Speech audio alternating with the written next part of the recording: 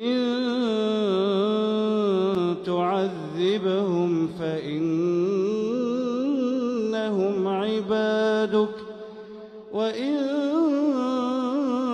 تغفر لهم فإنك أنت العزيز الحكيم.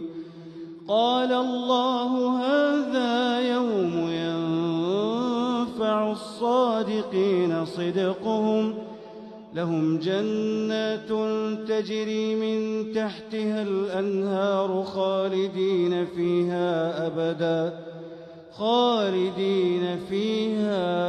أبدا رضي الله عنهم ورضوا عنه ذلك الفوز العظيم. لله ملك السماوات والأرض وما فيهما